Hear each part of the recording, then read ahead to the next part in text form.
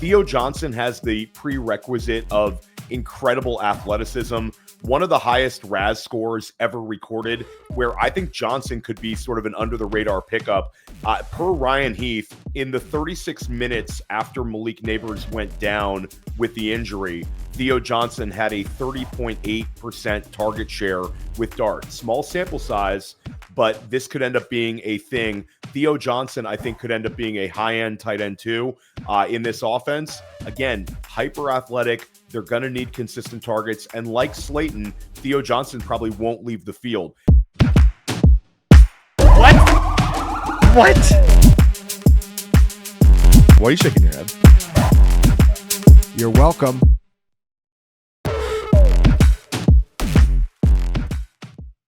Week 5 fantasy football waiver wire ads. Fantasy Football Daily on the Fantasy Points Podcast Network and Fantasy Points YouTube. Theo Greminger with Tom Brawley and Joe Dolan each and every week, helping you navigate through this thing of ours, guys. And we're going to start out with a really somber moment. I had to cover this on the recap show I recorded last night. Joe, I'm sure you talked about this at length this morning. It's Malik Nabers, done for the year, torn ACL confirmed. Adam Schefter dropped the post on X about 10 minutes before we started recording this show. So it is a confirmed end-of-season injury for one of fantasy football's brightest stars. Really a emotional roller coaster for Giants fans, emotional roller coaster for fantasy football managers. And now we have to take a look forward because the Giants won a huge game at home against the Chargers. There is hope and optimism with Jaxson Dart at quarterback. But how do we adjust for fantasy football now with the offensive focal point Malik Nabers done for the season? Tom, Jaxson Dart loses his top option, but we saw the rushing ability on display yesterday, and that was just game 1 for Dart. Are we going to see a lot more manufactured rushing attempts for Dart? Are we going to see him unlock his fantasy ceiling with his legs more now that Nabers is out? Yeah, I mean, it's going to have to be through the ground game here with Jaxson Dart, with Cam Scatterbo. We saw another large role for him with Tyrone Tracy out. So I think this offense kind of has to shift gears a little bit. And it kind of leans into the strength of this team. This defensive line is a real strength. So they're going to have to try to shorten games a little bit. They don't have that dynamic player like Malik Nabers for the rest of the season here. And hopefully it isn't too much of a long-term injury. But we saw it last in week 4 here. A lot of carries, 10 carries for Jaxson Dart in his pro debut. Do worry about him holding up a little bit, but this is what the offense is going to look like. They're going to let Cam Scatterbo pound the rock. Jaxson Dart design runs, let him scramble. They have to be a little bit more creative moving forward with this offense right now. High-end QB2, Joe? Yeah, here's a quote that concerns me, though. This is Brian Dable in his post-game press conferences. I know 6, that being Jaxson Dart's number, is probably going to be sore. He gutted it out. Son's a tough son of a you-know-what. He's tough. I knew that. We're saying that after his first start. And according to Mike Sando, who covers the NFL for The Athletic, he said he's using a metric called E2H, exposed to hits, for a quarterback. And what it means is sacks, quarterback hits, scrambles, and designed runs is a play on which a quarterback is exposed to a hit. Jaxson Dart in his first start had the second highest percentage of being exposed to hits for a Giant quarterback since 2000. So now with no Malik Nabers, I'm concerned about Jaxson Dart's health. Maybe ride the train while you can, but this is such a huge blow to his development. We already knew he was a lunatic as a runner, but now he's going to be more of a lunatic on the ground. Look, for fantasy, we like that. For his long-term health and his mental development, I really don't like the Malik Nabers injury at all for Jaxson Dart. Yeah, losing your top option, it's not great at all. There's not a great silver lining, but rushing production from the quarterback position gives us a baked-in fantasy floor.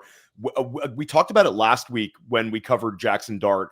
Daniel Jones had over 700 rushing yards under Dable in 2022, and that team becomes a little bit similar to this one. They had Saquon at running back. Cam Scatterbo is certainly not Saquon, but he's going to get all the volume he can handle, and you're going to see way more rushing attempts. So we've sort of seen this story before. Another story we saw last year, Joe, was there was about a 4-week period where Darius Slayton looked like a great waiver wire ad. It was sort of like a handcuff to Nabers. Nabers missed some time last year as well, and we had that crazy week 5 for Slayton where he had 11 targets, 8 catches, 122 receiving yards, scored 26 points. And then in week 6 and week 8, he gave us about 12 PPR points and about 15 PPR points. So 3 very usable weeks from Slayton. Slayton, they extended this past offseason, and according to Fantasy Points data, heading into week 4, Slayton had averaged a 90.2 snap share. So he's on the field literally for every single offensive snap. Are you interested in adding him on the waiver wire as a way downgraded, but at least a guy who plays all the time, wide receiver option who's familiar with the Dable system? Absolutely. And let's just say, like, Jaxson Dart, like I talked about how concerned I am about his health already, but let's just say he's good or just average. And he's going to target somebody in the passing game on the perimeter. Wan'Dale Robinson is a certain type of guy. We know that Dallas game was a complete fluke for both he and Russell Wilson, but on the perimeter, Jaxson Dart is going to need to throw to somebody, and I don't see who it is if it's not Darius Slayton. So I'm absolutely interested in adding him. And he actually might end up being more consistent than a Trey Tucker, who I think we picked up as like a guy who can make a couple of splash plays. But I would anticipate that Darius Slayton is going to be in the 6, 7, 8 target per game type of usage going forward. Yeah, and he's the type of player, he gets some downfield targets as well, Joe. He was around 13 yards for his ADOT last year.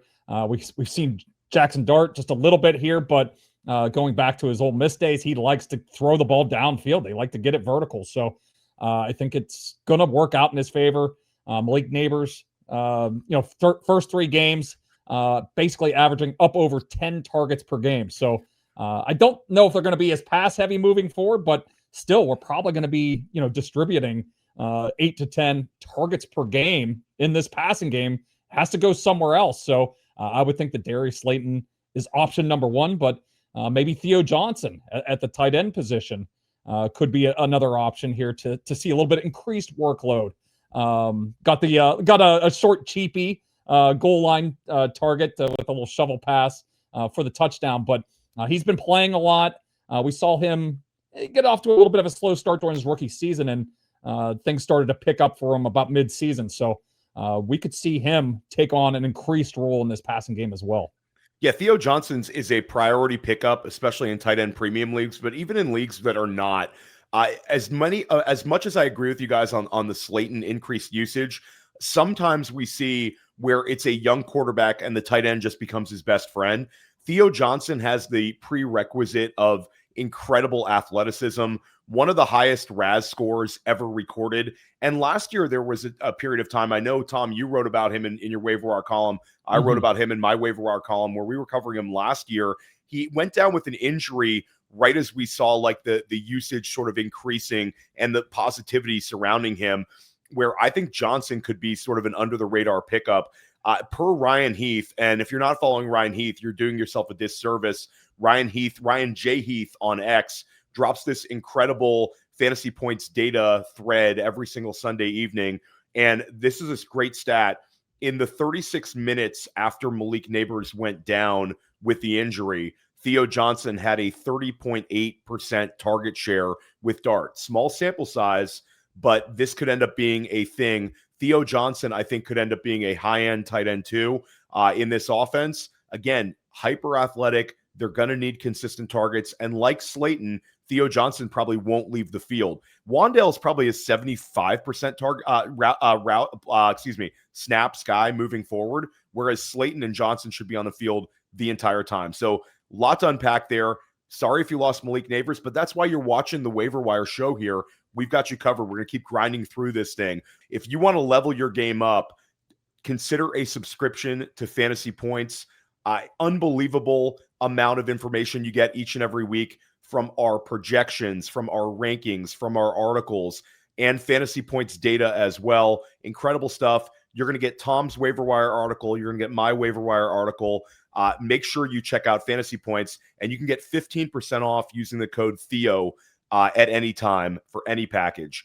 let's talk about the running back position. And guys, we usually touch base sort of Sunday evenings about the guys we're going to talk about on the Waiver Wire show.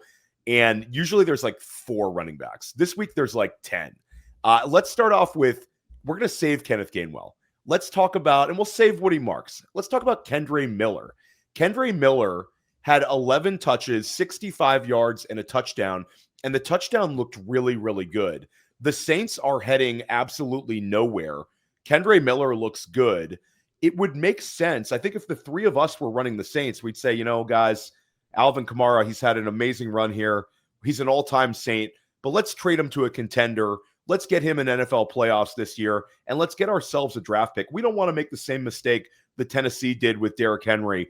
Do you think this is a possibility, Joe, that you're going to see Alvin Kamara traded, opening up Kendre Miller to like a high-end RB3 role for the rest of the season?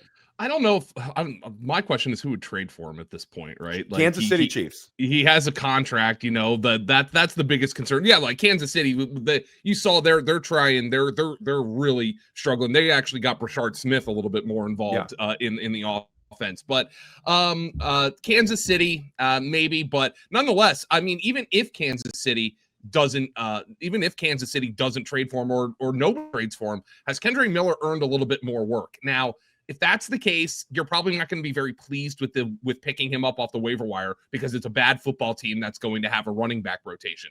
But in terms of speculative ads, like a lot of the names we talk about here on this show and have talked about, if you're listening to this podcast, you're probably in a league where those guys are rostered already.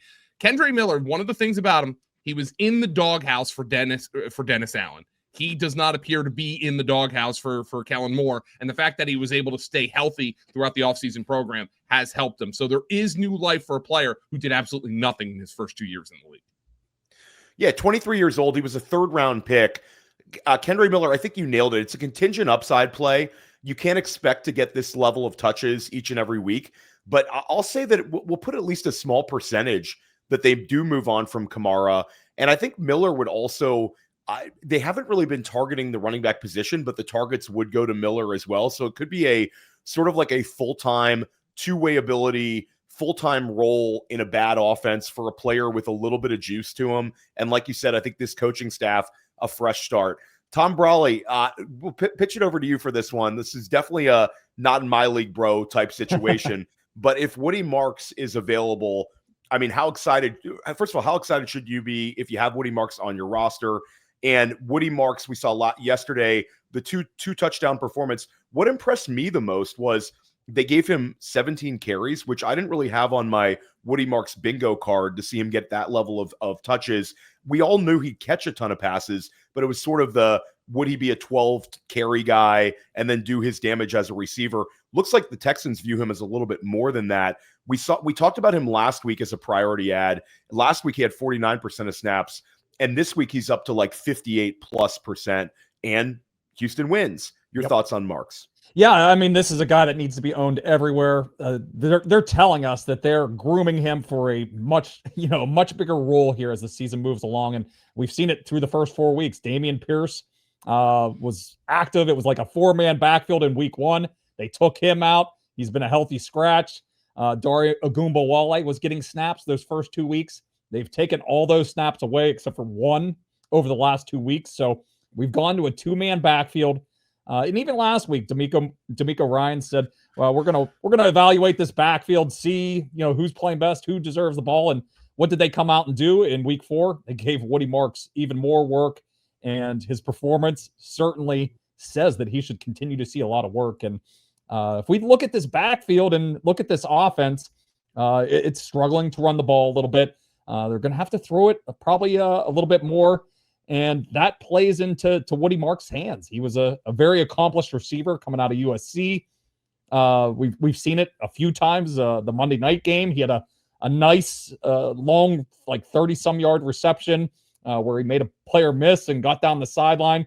We saw him working in the passing game as well in week 4 here. So I think he's going to get that passing game work, and he's looked better in the running game than I think people thought he would. And we're going to see I don't know if he's going to ice Nick Chubb completely here, but I wouldn't be surprised if we start to see a 60-40 type of split in this backfield. So I don't think this is going to be one of the more valuable backfields to have pieces of, but having a guy that's getting 60% of the snaps and has the potential to get 15 to 20 touches per week is somebody that we want on our roster, and certainly has potential to be an RB2 here for us the rest of the season. Yeah, my main takeaway with Woody Marks is people should listen to us like 4 weeks ago, when we were telling to add Woody Marks before. No brainer add. Another player we were telling you to add, and this was one where it was not fun to discuss, but Joe, we talked about in like week 1, Kenneth Gainwell, about how he had the fumble, but he was running ahead of Warren, and just sort of don't discount him on this team as like a depth piece. Well, Kenneth Gainwell gets his opportunity and has sort of the out of nowhere near running back 1 overall type weekly finish that we've seen in several years. We've seen this before, and we don't want to get head over heels here because we've seen like the Deion Jackson RB1 overall week a couple years ago, the Sean Tucker RB1 overall week last season. And I think some fantasy managers just go nuts with it and overpay for the production.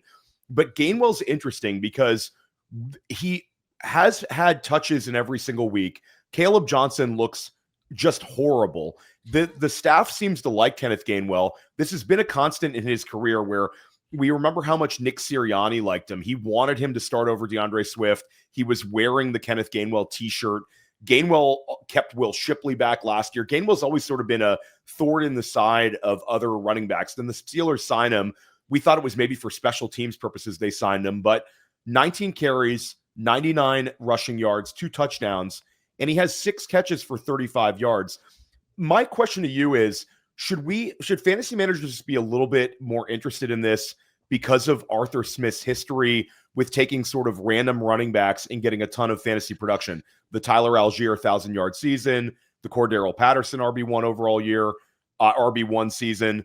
I think I'm a little bit more interested in Gainwell than maybe some people who are brushing him off to the side. I think the thing that's going to be annoying about this is that Kenny Gainwell and Jaylen Warren, they're different players, but they're used in similar ways, right? They're both kind of smaller, undersized. We were just talking a couple weeks ago about Jaylen Warren finally becoming a bell cow because Caleb Johnson looks like he's carrying a trailer behind him, right? So the thing about Gainwell is I don't know if I'm going to feel very good about starting him if Jaylen Warren is active, but we're in bye weeks now, right? Sometimes you don't have that luxury. You don't have the luxury to feel good about one of the guys that you're popping into your RB2 spot or in your flex spot. And maybe you get one of those random games from Gainwell like Tyler Algier had a couple of years ago when Arthur Smith was driving everybody nuts with Tyler Algier out carrying Bijan Robinson. Maybe that will happen, but you mentioned it. This guy has been a coach's pet since he came into the league. The Eagles force-fed him the ball in 2023, which didn't work. And then in 2024, in an ancillary role, he was excellent as part of their Super Bowl run.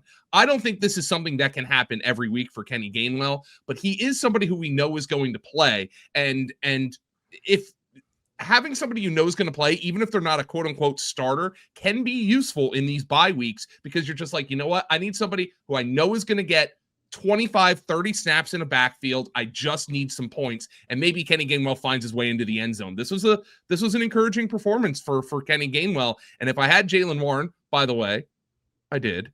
And I had a rough Saturday night. I had a rough Saturday night. Okay. For reasons. Tom Brawley can attest to those. I was there. I was trying to sleep in a little bit. Yeah. Thanks for that late inactive Jaylen Warren. Yeah. Adam Schefter led us astray there, telling us Saturday that he was going to, that Jaylen Warren was going to play. I'll just add real quick, Joe. This backfield has been very valuable for fantasy so far. Very. Aaron Rodgers is not throwing the ball downfield. There's a lot of catches available to these backs.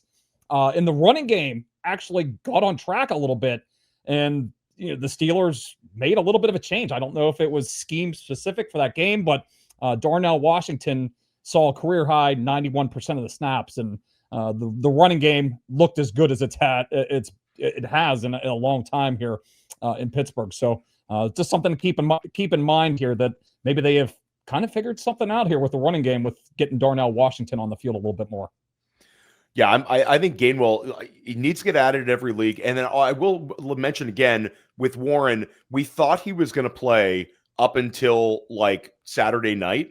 So it was a little bit like a late scratch here. Shout out to James Franklin for Joe taking the Warren L here. I blame the Penn State loss a little bit on that one, I'm sure. We're blaming James Franklin for a lot of things up here. I know. You listen. Yes, the college football playoff. You have a light at the end of the tunnel, and you have Ohio State right around the corner. So a chance it's sort of a big redemption for your Nittany Lions. We're not talking about. We're leaving it alone. But we will talk about Justice Hill, and we talked about in the preseason. I mean, I've sort of given up on why they want to make Keaton Mitchell inactive each and every week. It certainly doesn't seem like a Harbaugh favorite. You'd think a 1-3 team would do a little self-scouting and say that there's this explosive guy, but I'm giving up on it.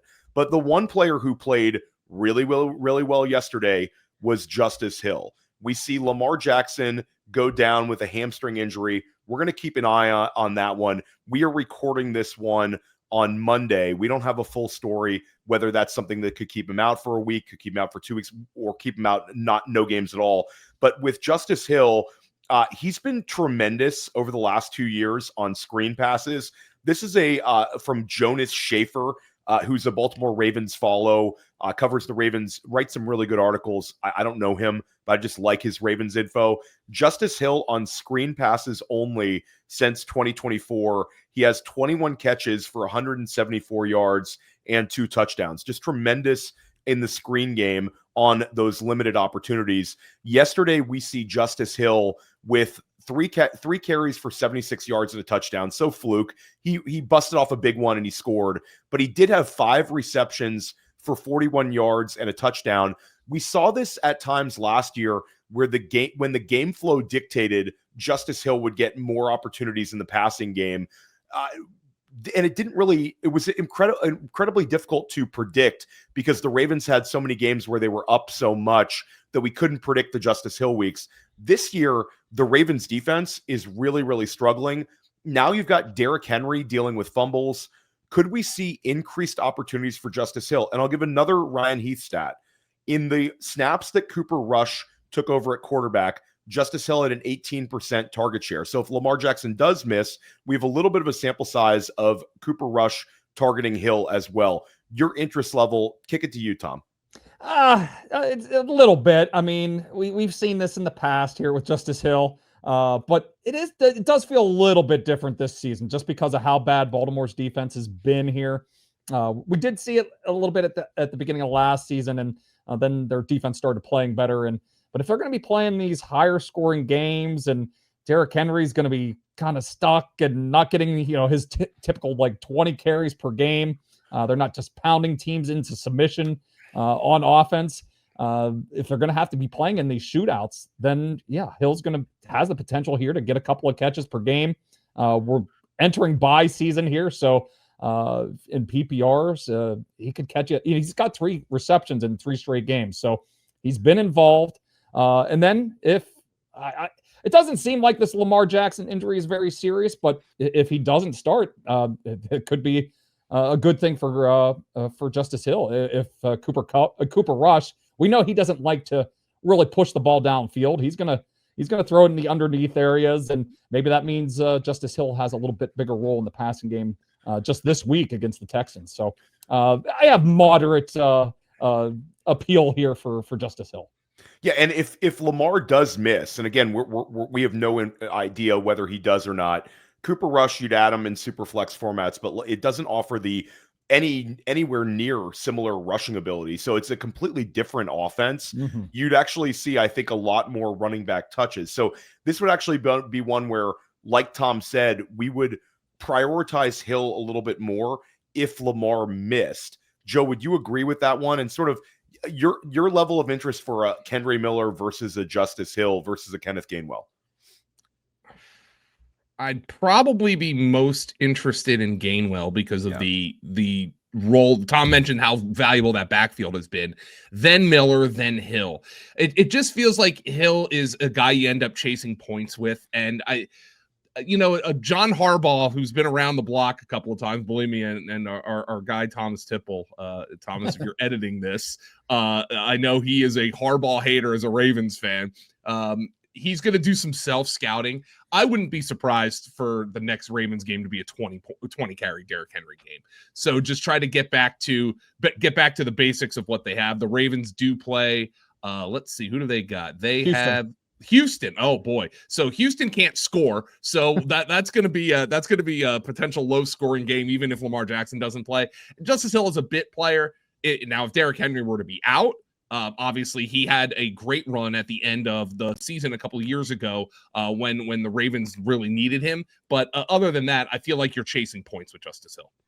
Yeah, for sure. I think at the very least, if you're a Derrick Henry manager, though, the fact that Hill is out there and we've seen the production, and Derrick Henry, again, an older running back, if he misses some time later in the year, Hill is clearly head and shoulders above anywhere near my Keaton Mitchell enthusiasm in the beginning of the offseason and actually late offseason when we did the preseason waiver wire show. Guys, let's talk about Brashard Smith. Joe, Brashard Smith, this is a fun one because the Chiefs are looking like a pass-centric offense. Xavier Worthy plays the full game. Worthy was awesome. Worthy had 8 targets, 5 catches, over 80 receiving yards, also had 2 carries for, I think, 38 rushing yards, led them in rushing yardage and led them in receiving yardage. And it seems like Xavier Worthy's presence sort of put everyone in their natural role. Hollywood Brown, Juju Smith-Schuster, Tyquan Thornton. And then we also saw increased usage from Brashard Smith. Brashard Smith gets 3 catches for 27 yards, which is his most appealing trait as a receiver. You also see Isaiah Pacheco with a receiving touchdown where you could sort of galaxy brain your way into thinking that in 2 weeks or so, that target is going to Brashard Smith. Smith also has 4 carries for 9 yards. He's a player we liked when we were down in the Senior Bowl together. The 3 of us were down there with Brett Whitefield, had a big old crew from Fantasy Points, John Hansen, Trey Camberling, and Brashard Smith was a massive standout down there. Do you think that this is just the shift where we're getting Rashee Rice back soon? We just got Xavier Worthy back, and they're going to become way more pass-centric, which is sort of a perfect storm for a rookie running back who can actually catch passes at a high rate like Smith. I was drafting him in best ball this offseason with the idea that he was going to grow into some sort of role. Now, I didn't realize that they would have this much trouble because I actually I was in on Pacheco a little bit as like a 7th round pick, because I liked him last year and then his season just never took off because of the injury. But I was drafting Brashard Smith a lot in the 18th round as somebody who could maybe Jerick McKinnon his way into a role the way McKinnon had a great end of the year a couple of years ago. I think he led all running backs in receiving yards, and he had a bunch of receiving touchdowns as well.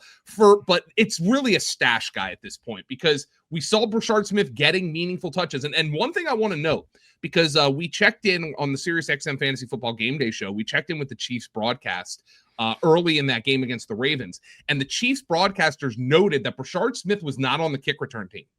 So they specifically took him off the kick return team with an eye toward getting him more involved in offense. That is probably a good sign. Right now, he's a stash and hope. If you have short benches, this is not a priority ad right now, but if you have deep benches, it's possible, unlikely, but possible that we're talking about him similarly to how we talked about Woody Marks. The difference is he hasn't run the ball very well, just like the Chiefs haven't run the ball well at all. So it is going to have to be like in a receiving heavy role for him to really take off. Yeah, we saw years ago we referenced Daniel Jones 2022. How about Jerick McKinnon around the same time period? We've seen this sort of back thrive in Kansas City. Even if it's a small percentage that it happens, he's exactly the kind of player we want to stash on our benches because receiving upside for running backs is awesome. And as a professional segue over to you, Tom, Zavier Scott, very well-known college program, Maine Black Bears, gets his opportunity. 8 targets, 6 receptions for 43 yards, and scores a touchdown. Zavier Scott doesn't offer much in the rushing department, but he sure looked good catching the football. Aaron Jones is out. He's going to miss several weeks. Jordan Mason, we saw him in week 3 when things were going his way, looking really, really good. But they obviously don't have a whole lot of confidence in Mason as a pass catcher. Mason did catch 3 passes, but again, they were playing catch up. it seems like Zavier Scott has an interesting role here. When you factor in Aaron Jones already's hurt, you factor in Aaron Jones being an older back, are you interested, especially in deeper formats, in taking a dart throw on seeing where this Zavier Scott role goes? A little bit. It's tough. Aaron Jones will be back. It's only about 2 more games here for Zavier Scott. They do have a bye mixed in there as well. But they do, they're going against the Cleveland Browns and Philadelphia Eagles in that stretch. 2 teams that really stop the run well. So maybe they're forced to throw it a little bit more in those matchups. So maybe that could get Zavier Scott on the field a little bit more. That Eagles game, you would expect them to be trailing. I think that really helped his production in that game in week 4 is the very negative game script. They were playing from behind the entire second half. So led to a lot more passing. So maybe in that Eagles game as well, they could be in some negative game scripts to help him out. But he's going to get iced as soon as Aaron Jones comes back in week 8. Jordan Mason has that rushing kind of lockdown at this point. So Zavier Scott would be just like a 1 or 2 week fill in here. I don't know if there's much room for growth here, unless this Aaron Jones, we've seen him struggle with injuries the last couple of years. If this hamstring injury kind of lingers into the middle of the season, to the back end of the season, then yeah, in these deeper formats, Zavier Scott is just a stash right now. Very viable. Yeah, and I think if you roster Jordan Mason, go ahead and add Scott, even if it's a short-term ad. You're investing in this backfield, and I want to see sort of what happens with Zavier Scott. I expect that he's going to be a heavy addition in like 20-man formats like FFPC, NFFC this week, just for sort of the mystery box element that he's adding us. He looked good in that game. I will add that one more time. Joe, another player that we've sort of been waiting on, Jaydon Blue. Now we see Miles Sanders go down with an injury. I'm not sure the severity there, but are you interested in adding Jaydon Blue, the speculative player who hasn't played at all, but we did like a couple of his traits, like a couple of traits stand out. He's super fast and he can catch the ball. Interested in adding him or not? And Dallas is going to give up 1 million points. I mean, like Yeah. they put up a good offensive performance against Green Bay, but that of course might mask once again how bad their defense is. Yeah, like I would rather add him than Zavier Scott. Like I would rather add him than some of these other players. I don't know if I'd rather add him than Brashard Smith, just because I think Brashard Smith might have a role in a pass-heavy Kansas City offense, but I think that is you want to talk sight unseen ad. Yeah, I'm interested in that because they are going to have to score 1 million points this year to be even competitive. And some positive coach speak recently on Jaydon Blue. They've been saying nice things about him, even though we haven't seen him. I'll mention that Emmanuel Wilson, we saw Chris Brooks get worked in a couple weeks ago, but when the rubber met the road in a close game, Josh Jacobs, first of all, these sites really need to report knee injury a little bit differently, because it was like a cut on his knee, not a knee injury. I mean, give me a break. It was like a hyperventilating type moment for fantasy managers when you get that alert on your phone. But Emmanuel Wilson did have 11 touches in a very close game. Emmanuel Wilson is the handcuff to roster there. We will mention also, if he's available in your league somehow, Tyler Algier is a high-end handcuff. The one player I want to get your opinion on and sort of the situation, Tom, Emari Demercado in Arizona. Trey Benson, this has been sort of a back and forth between a couple of us at Fantasy Points, where the usage I didn't think was as impressive as I expected with Benson, whereas Ryan Heath sort of pushed back on me with that one. Where are you at with Trey Benson game 1? And are you interested in adding Demercado, who caught a touchdown pass in a key moment for the Cardinals on Thursday evening? Yeah, I am a little bit worried about Benson. It was a very heavily negative game script on that Thursday night game. They were playing from behind for much of the game, and Benson, because he kind of passed Emari Demercado early in the season and was taking that passing game work, and I thought he looked all right, but he was not very impressive in this game. Was struggling to make defenders miss in the open space as a receiver. So I am a little bit worried, and maybe they're looking at this as a younger back. Maybe we don't want to put 80 to 90% of the snaps on this guy. So I think we could see Demercado worked in a little bit more in passing situations moving forward. And we saw him, he scored the touchdown. He's not going to get much, ground game work at all. I think that's all going to be Benson's moving forward. But I do feel like we might see these third down situations, hurry up situations. I think we're going to see more and more Demercado as the weeks move on here. Yeah, tons and tons of running backs that we're discussing. If you want to read about even more running backs, make sure you're subscribed to Fantasy Points. Tom's going to cover more. I'm going to cover more. But this is a very running back-centric week. Cedric Tillman is injured, a hamstring. We don't know the severity of it. Again, we didn't get all the injury reports. We're recording on Monday. But, Joe, we know Harold Fannin is going to see an increased role, but he's rostered everywhere.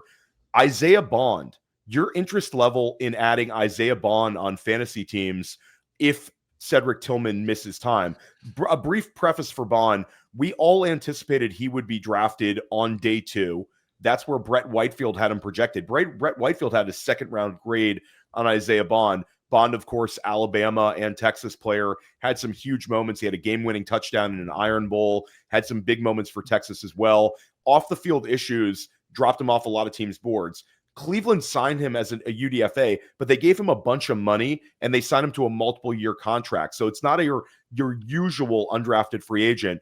Quinshon Judkins, already there. We've seen Dylan Sampson get touches earlier this year. Harold Fannin on the field all the time. It's a youth movement on the Browns offense. Will we also see it with Isaiah Bond? Joe? Yeah, we'll see it. What's that going to mean for fantasy, though? Because Cedric Tillman was a player I drafted quite a bit of because we loved his metrics last year with Fantasy Points data, and he's played well this year. But from a fantasy football perspective, it's really not much of anything. You know, he had 10 catches heading into week number 4. He had just 1 before he went out with the injury. He topped 10 fantasy points in each of the first 2 games, but because he scored a touchdown, Jerry Jeudy hasn't been able to get going at all. This passing offense just isn't very good. And at some point, the youth movement's going to continue by going to Dylan Gabriel and or Shadur Sanders at quarterback. And then it's got an opportunity to really just completely turtle. I would say minimal interest in Isaiah Bond right now. There you go. Minimal interest. Tom Brawley, we've seen multiple 49ers wide receivers now banged up. Christian McCaffrey's on pace to get like 130 receptions. He's like the wide receiver 8 right now. it's actually insane how many targets and receptions. It's absolutely nuts. If McCaffrey holds up, this guy's going to be the RB1 and he's going to leap the entire field by a considerable amount. But somebody else has got to catch the football in San Francisco as well. George Kittle comes off the IR shortly, but now you have Pearsall, you've got Jennings, both banged up. What's your interest level in guys like Demarcus Robinson, Kendrick Bourne? How are you handling this San Francisco situation? Yeah, it's very difficult. We got a short week for them. They play on Thursday night against the Rams. Pearsall's been on the injury report for multiple weeks and aggravated that injury in week 4. So I'd be really concerned that he is not going to play. Jawan Jennings, we'll see how that shoulder and the ankle are feeling. He's been on and off. He's missed a couple of games. He missed a lot of time in the summer as well. So there's a legit chance that they could be down their top 2 wide receivers. So I would prioritize Kendrick Bourne just because he's been in this offense a little bit longer. But there was very little chemistry. I think he even said so after the game, talking about playing with Brock Purdy because even whenever Bourne came over, it was right around week 1 of the season, and Purdy gets hurt immediately, has the toe issue, misses some practice time the last couple of weeks. So they really haven't had a chance to get on the same page. But Demarcus Robinson, this is another quick turnaround. He comes back from suspension. So those are going to be the top 2 guys here. But maybe a tight end as well. Jake Tonjes could be a streamer this week. We've seen Tyler Warren have a big game, and Dallas Goedert scored a touchdown against the Rams. We could get like a 1-week streamer here before George Kittle gets back. We do have a couple, big-time tight ends on bye with Tucker Kraft out of the lineup this week with Green Bay not playing. And Kyle Pitts has been a very usable tight end. So some people might be desperate and looking for some help. And maybe Jake Tonjes as a 1-week kind of streamer, especially if Ricky Pearsall and Jawan Jennings are out or somewhat limited in this game on Thursday night. I can't believe you didn't bring up the Demarcus Robinson revenge game narrative there, true, being a former Ram. So, yeah, it's a weird situation. And Tom, is it just me or Brock Purdy didn't really look ready? Brock Purdy did not look like his usual self. That's a tough one for San Francisco. I think that the one argument towards taking a dart throw and using a 49ers receiver is the Rams offense looks really, really good. The passing game there is just deadly. Puka Nacua, of course, and we'll talk about Matthew Stafford shortly. But I think it's the game flow could dictate that a receiver could pop off. Again, you might pick the wrong one, but you might get sort of an out of nowhere 17-pointer from a guy like a Robinson. So it's an ugly, ugly, weird situation. Sort of you hope that Jawan Jennings goes. But yeah, really, really weird one there. Joe, if Romeo Doubs is available in your league, like this is one where talk about his performance. It was an out of nowhere smash game. But is this something that could sustain? And Doubs, of course, is not going to be a wide receiver one, but could be the number one target in Green Bay and offer you a little bit more than maybe we anticipated early in the year coming out of him. This is one that's frustrating because I had the right read on this game. I mean, it wasn't hard to predict that the Packers were going to be able to throw the ball all over the field, but I had a plus odds bet on Matthew Golden to score a touchdown. Yeah, and Romeo Doubs got all three of them, so I was a little frustrated about that. But no, I mean, Jaden Reed is probably going to miss most, if not all, of the season. Romeo Doubs is going to play primarily on the outside. I just think he's somebody who, depending on what the schematic matchup is, if it's an outside funnel, read Ryan Heath's advanced matchups column, by the way. If it's an outside funnel, he's somebody you could probably consider in a wide receiver 3 slot. If it's a slot funnel, it's probably going to be more of a Dontavion Wicks game. But I still truly believe that the Matthew Golden breakout is coming here. And it just so happened that it was 3 short touchdowns for Romeo Doubs. Chris Collinsworth was talking about how quickly he was getting off the line of scrimmage. And that's something where Jordan Love is going to trust the receiver who's been in the room a little bit longer. But I'd still rather have Golden. He's rostered in all these leagues. But if you're talking straight up, I'd rather have Golden than Doubs. But certainly a good showing from Romeo Doubs. Yeah, and Golden's going to get there. We've all been sort of into Matthew Golden. I know Graham Barfield very much into Matthew Golden, so we really believe that is coming along. Tom, the two of us talked about this, where this whole show could have been completely different if Adonai Mitchell would have just ran into the end zone with the football and not dropped it before he crossed the goal line. It was one of the best plays of the entire season. Anybody who didn't see the play, it was a long downfield reception followed up by this insane spin move that caused 2 Rams defensive backs to run into one another. Then Adonai Mitchell, from like kind of a slowdown, accelerates, just an unbelievable acceleration from him.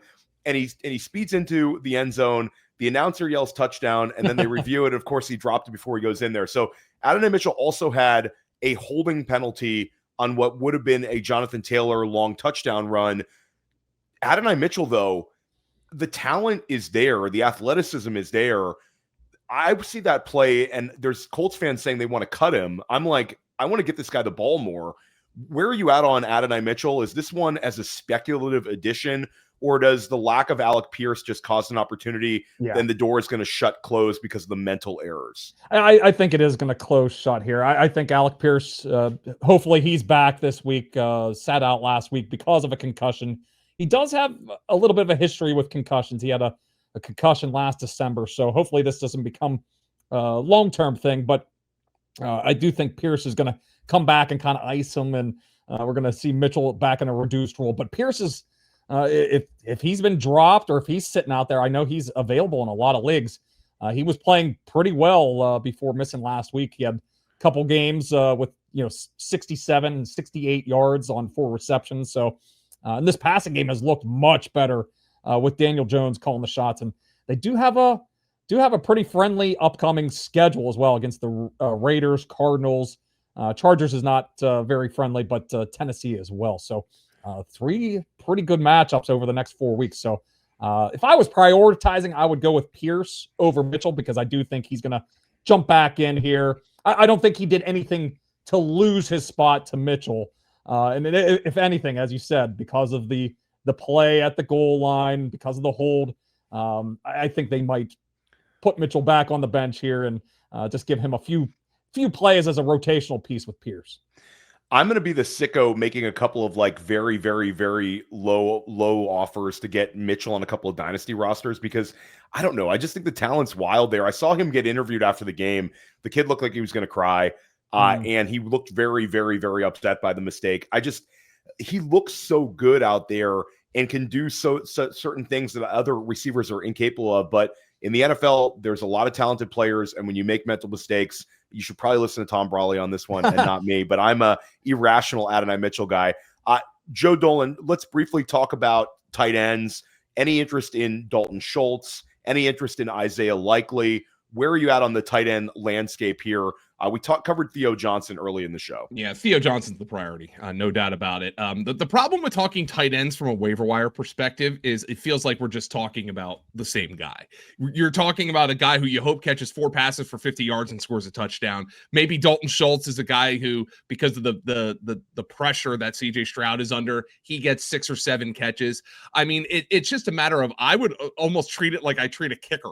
At this point, if I don't have a tight end I feel really good about, look at a high totaled game, and maybe you can project a game flow and get 5 or 6 catches out of these guys. But looks like the Ravens are starting to force feed Mark Andrews a little bit more. So maybe that Isaiah Likely breakout isn't going to happen. So Theo Johnson is by far the priority. And fortunately for everybody here, he's available in 95% of Yahoo leagues. So there's a reasonable expectation you should be able to go get him.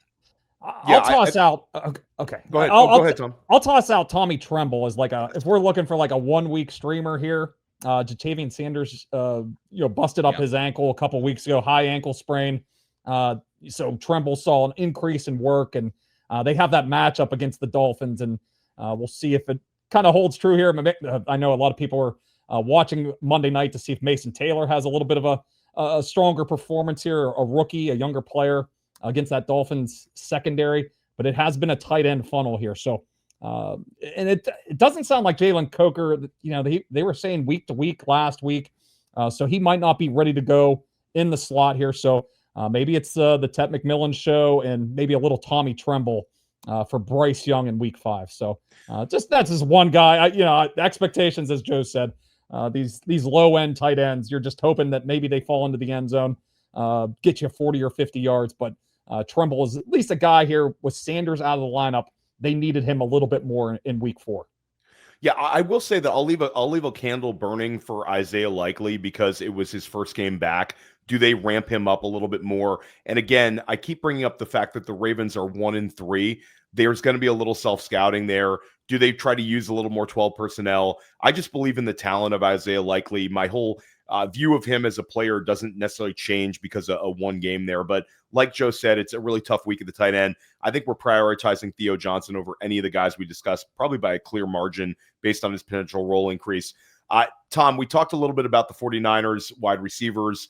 Let's talk about Matthew Stafford. Stafford was fantastic. He had 3 touchdown passes.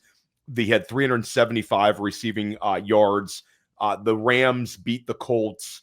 We have a ton of enthusiasm about the Rams offense overall. Obviously, Stafford doesn't offer us anything as a runner, but does the quality of the offense propel him up, at least in terms of a waiver wire addition this week, especially when you factor in it's a short week against the 49ers? Yeah, I like him. I mean, he's been trending up for, since last season. I have it in our waiver wire article here, but basically over the last 16 games since Puka Nacua and Cooper Kupp came back, I think it was a Thursday night game, like week 7, week 8 last year. Since those guys have been back in the lineup, if you include the postseason, he's at basically a 5.5% touchdown rate, which is a really strong number. I mean, we would take from most of our quarterbacks like 4.5% or better. If you're like 6%, that's really elite. So that's basically a full season sample size there. 29 touchdowns on his last 526 attempts with Puka in the lineup. And then we have Devontae Adams, who's been one of the best receivers in the red zone here. So everything's kind of adding up here that Stafford, even though he doesn't run, as you said, he's not going to give you any additional production on the ground. They're throwing it enough. They're throwing it down by the goal line with Devontae Adams. So, I think Stafford, below that Jaxson Dart tier, who we're prioritizing off the quarterback waiver wire, I think Stafford's next in line. And I'll add Michael Penix had a really, really strong week this past week. They head into their bye week in week 5, but he's an interesting one. That offense could look better coming out of the bye, and Penix had really his second best game of the season. It was week 1 and week 4. Both of those games were inside indoor games in Atlanta. Maybe that's the trend with Michael Penix, where if we're considering using him as a streamer, we only consider those home environment games. Maybe it's sort of a Jared Goff corollary there with sort of a little less production, of course. Joe Dolan, Carson Wentz had another 2 passing touchdowns, but we saw the dark side of using Carson Wentz this week. Still got you there with fantasy scoring. He had 350 passing yards, but it was the game flow sort of dictated there. Interested in Wentz, interested in Cooper Rush if he gets the opportunity in Superflex leagues?